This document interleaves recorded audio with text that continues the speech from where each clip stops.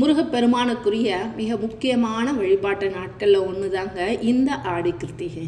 பொதுவாகவே குழந்தை பாக்கியம், வேலை, திருமணம் முதலானவற்றுக்கு தான் முருகப்பெருமானை வேண்டிக்கிட்டு நம்ம கார்த்திகை விரதம் இருக்கிறது ரொம்பவே சிறப்பாக சொல்லப்படுது. அதுலேயும் ஆடி மாதத்தில் வரக்கூடிய கார்த்திகை நட்சத்திரமும் தை மாதத்தில் வரக்கூடிய கார்த்திகை நட்சத்திரமும் ரொம்ப சிறப்பு வாய்ந்ததுங்க. இந்த நன்னாளில் முருகப்பெருமானை வேண்டி விரதம் இருந்தீங்க அப்படின்னா மிக விரைவான ஒரு பலன் கிடைக்கும் அப்படின்னு நம்பப்படுது. அதை பற்றின முழு பதிவை தான் இன்றைய பதிவில் பார்க்க போகிறோம். வாங்க பதிவுக்கு போகலாம். பதிவுக்கு போகிறதுக்கு முன்னாடி நம்ம அறிவோம் ஆன்மீகம் சேனலை இது வரைக்கும் சப்ஸ்கிரைப் பண்ணாதவங்க மறக்காமல் சேனலை சப்ஸ்கிரைப் பண்ணிவிடுங்க.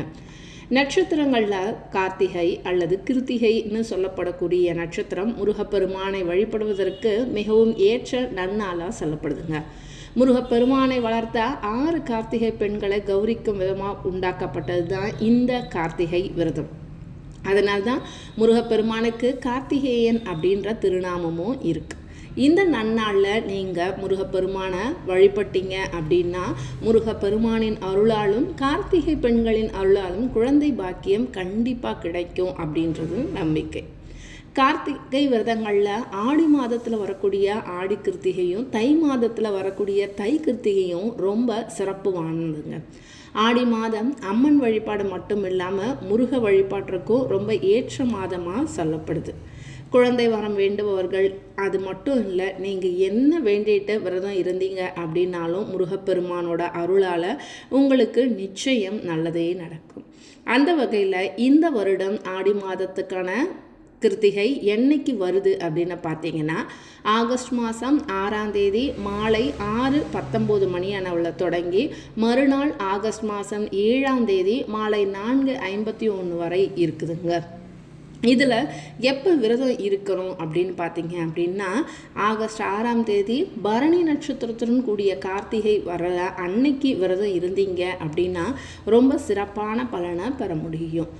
பொதுவாகவே ராத்திரி தங்கக்கூடிய நட்சத்திர விரதம் தாங்க ரொம்ப சிறப்பு வாய்ந்தது. அதனால் ஆகஸ்ட் மாதம் 6ஆம் தேதி அன்னைக்கு விரதம் இருக்கிறது ரொம்பவே சிறப்பு வாய்ந்தது. இந்த நன்னாளில் என்னென்ன செய்யலாம் அப்படின்னு பார்த்தீங்க அப்படின்னா ஆடி கிருத்திகை அன்னைக்கு விரதம் இருக்கிறவங்க அதிகாலையில் எழுந்து குளிச்சுட்டு சுத்தமான ஆடைகள் அணிஞ்சு விரதத்தை ஆரம்பிங்க. முடிந்தவர்கள் முருகனுக்கு பால் குடம் எடுக்கலாம், அது ரொம்பவே சிறப்பு வாய்ந்தது. அப்படி முடியாதவங்க வீட்டிலையே முருகரோட விக்கிரகம் அப்படி இல்லைன்னா வேல் இருந்துச்சு அப்படின்னா பால், சந்தனம், பஞ்சாமிர்தத்தால் அபிஷேகம் செஞ்சு வழிபடலாம். அப்படி இல்லை அப்படின்னா ஏதாவது ஒரு நெய்வேத்தியம் சொல்லி விளக்கேற்றும் போது ஷட்கோண தீபம் ஏற்றி தீபம் ஏற்றது ரொம்பவே சிறப்பு வாய்ந்தது. முருகனோட திருநாமங்களை சொல்லி வழிபடலாம். கந்த சஷ்டி கவசம், கந்தர் அனுபூதி இதெல்லாம் சொல்லி வழிபடலாம். மாலை நேரம் வரை விரதம் இருந்து மாலையில் வீட்டில் செய்த பஞ்சாமிர்தத்தை முருகனுக்கு நெய்வேத்தியமாக படைச்சிட்டு அதை பிரசாதமாக சாப்பிட்டுட்டு நீங்கள் விரதத்தை நிறைவு செய்யலாம். முருகப்பெருமானுக்கு சக்கரை பொங்கல், பால், பழம், பஞ்சாமிர்தம் இது எல்லாத்துல ஏதாவது ஒன்று நீங்கள் நெய்வேத்தியமாக வச்சு படைக்கலாம். நாள் முழுவதும் முருகனோட மந்திரங்களாகிய உச்சரித்தபடியே, அதாவது ஓம் சரவணபவ அப்படின்ற நாமத்தை சொல்லிக்கிட்டே இருக்கிறது ரொம்பவே ஒரு சக்தியை உங்களுக்கு கொடுக்கும். இந்த நன்னாளில் நீங்கள் என்ன வேண்டுறீங்களோ அதை அனைத்தும் கட்டாயமாக உங்களுக்கு கொடுக்கறதுல முருகப்பெருமான் அருளை காத்துட்ருக்காரு. முழு மனதோடு நீங்கள் வேண்டிக்கிட்டு இந்த ஆடி கிருத்திகை நன்னாளில் உங்களோட விரதத்தை மேற்கொள்ளுங்க. கண்டிப்பாக உங்களுக்கு உண்டான சிறப்பான வேண்டுதல்கள் அனைத்தையும் முருகப்பெருமான் நிறைவேற்றி தருவார். மறுநாள் அப்போ இருக்கக்கூடாதாங்க அப்படின்னா அதெல்லாம் ஒன்றும் பிரச்சனை இல்லை, மறுநாளும் இருக்கலாம். அதாவது ஆகஸ்ட் மாதம் 7ஆம் தேதியும் விரதம் இருக்கலாம். இருந்தாலும் பரணி நட்சத்திரத்துடன் கூடிய ஆடி கிருத்திகை வர்றது ரொம்ப சிறப்பாக சொல்லப்படுது.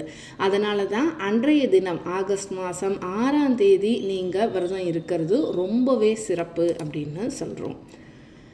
இந்த நன்னாளில் முருகப்பெருமானுக்கு கோயிலுக்கு போயிட்டு 2 நெய் தீபம் ஏற்றி வச்சுட்டு வாங்க. அது மட்டும் இல்லாமல் வீட்டிலையே அந்த ஷட்கோண தீபம் ஏற்றி வச்சு, ஷட்கோண தீபம் போட தெரியாதவங்க பொதுவாக நம்ம போடுவோம் இல்லை ஸ்டார் மாதிரியான கோலம், சரவண பவானி எழுதி அந்த மாதிரி கோலம் போட்டு அதில் அந்த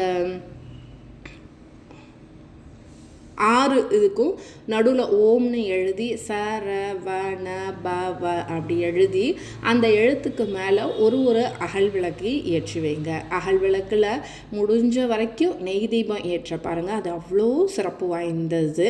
இல்லைனாலும் ஒரு தீபம் நெய் தீபமாக ஏற்றிட்டு மற்ற தீபங்களில் நல்லெண்ணெய் தீபம் விட்டு ஏற்றி உங்கள் வேண்டுதல்களை மனசார வேண்டிக்கோங்க. முருகப்பெருமான் நிச்சயம் உங்களோட வேண்டுதல்கள் அனைத்தையும் செவிசாய்ப்பார்.